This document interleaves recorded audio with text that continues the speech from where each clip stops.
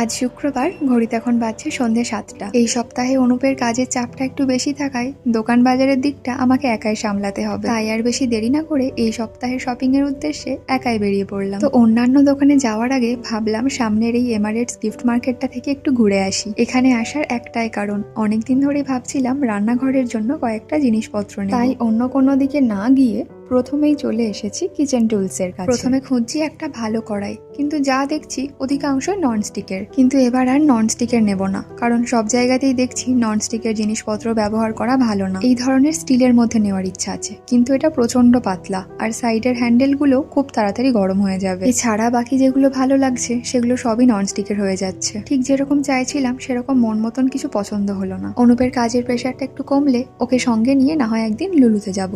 ওখানে গেলে হয়তো মন মতন পেয়ে যাব। রান্নাঘরের জিনিস তো মন মতন পেলাম না, কিন্তু ঘর সাজানোর কয়েকটা জিনিস বেশ পছন্দ হয়েছে।